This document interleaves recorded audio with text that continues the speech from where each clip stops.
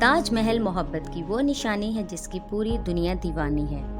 ممتاز کی یاد میں شاہ جہان کی بنوائی یہ عمارت دنیا کے 7 عجوبوں میں شمار ہوتی ہے۔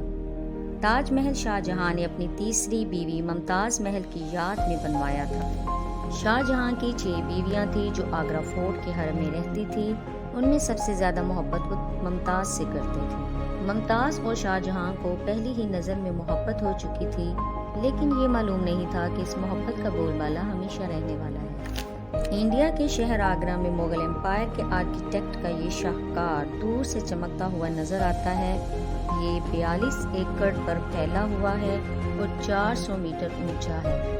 400 سال یہ پرانی بلڈنگ 22 سال میں مکمل ہوئی اور اس کی لاگت تقریباً 7 کروڑ اس ٹائم پر آئی۔ تاج محل آج بھی دنیا کو حیران کرنے میں کوئی کسر نہیں چھوڑتا۔ یہ ہاتھی دانت اور سفید سنگ مرمر سے بنا ہوا مقبرہ بہت خوبصورت ہے۔ اس میں پتھر کا کام کافی بہترین کیا گیا ہے اور بہت سے لوگ اسے آگرہ جا کر دیکھتے ہیں۔ آخر یہ عجوبہ بنا کیسے؟ یہ تاج محل آپ لوگوں نے فوٹوز اور ویڈیوز میں تو ضرور دیکھا ہوگا کہ آپ نے کبھی سوچا ہے کہ یہ عجوبہ بنا کیسے ہوگا؟ 1608 میں یہ بنی عمارت آج تک کیسے ٹکی ہوئی ہے؟ جس زمانے میں تاج محل بنا اس زمانے میں سیمنٹ بھی موجود نہیں تھا، تو آخر یہ بنا کیسے؟ وہ بھی اتنی مضبوطی سے کہ آج تک ہلا بھی نہیں اور اپنی جگہ پر کھڑا ہے۔ چاہے اس کے سفید ماربلز ہوں یا نقاشیوں میں لگے انوکھے قیمتی پتھر ہوں، یہ اس کی کاریگری کا ثبوت ہے۔ تاج محل میں آبنوس کی لکڑی استعمال کی گئی ہے اور ان لکڑیوں کو یمنا ندی سے پانی کی نمی پہنچتی رہتی ہے اور یہ پتھر کی طرح مضبوط ہیں، جو کہ اس کی بنیاد میں استعمال کی گئی ہیں۔ اس لیے تاج محل ابھی تک مضبوطی سے کھڑا ہے، اور جو اس کے اوپر پتھر ہے وہ سیمنٹ کے بغیر کیسے لگا، یہ تو بہت سے طریقے موجود ہیں۔ اس زمانے میں پتھر کو لگانے کے لیے سیمنٹ استعمال نہیں ہوتا تھا، بلکہ خاص قسم کا میٹیریل تیار کیا جاتا تھا۔ اس میں گڑ، دالیں، چینی وغیرہ ملائی جاتی تھیں اور اس کی مدد سے اتنی مضبوطی آتی تھی کہ تاج محل کو طوفان، بجلی، بارش، سردی اور گرمی میں بھی مضبوطی سے کھڑا رہتا تھا۔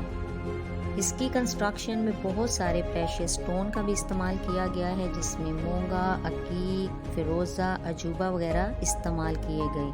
تاج محل صرف محبت کی نشانی ہی نہیں بلکہ مغلیہ زمانے کے سول انجینئر کا منہ بولتا ثبوت بھی ہے۔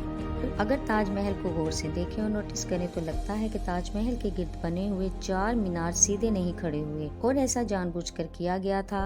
ایسا جھکاؤ دیا گیا ہے تاکہ زلزلہ آئے، آندھی آئے، برسات آئے، طوفان آئے، لیکن عمارت پر کوئی اثر نہ پہنچے۔ زمین سے کچھ اوپر بنایا گیا تھا تاکہ یمنا ندی کا پانی تاج محل میں داخل نہ ہو۔ اس میں خوبصورت گارڈن بھی بنایا گیا تھا جس میں 400 قسم کے پلانٹس، فروٹس اور ٹریز تھے۔ تاج محل کے اندر چھوٹا سا سوراخ ہے، اس سوراخ سے پانی ٹپکتا رہتا ہے، اور یہ بھی کہا جاتا ہے کہ شاہ جہاں نے یہ سوراخ اس لیے بنوایا تاکہ اس میں سے ہر وقت پانی گرتا رہے اور اس کی بیگم کے لیے اس کے آنسوں کی نشانی بنی رہے۔ اس تاج محل دن کے اور شام کے ٹائم پہ بہت سارے رنگ بدلتا ہے۔ سن رائز کے ٹائم میں تاج محل کا کلر گولڈن ہو جاتا ہے، دوپہر کے ٹائم میں برائٹ وائٹ ہو جاتا ہے اور شام کے وقت ہلکا یلو ہو جاتا ہے۔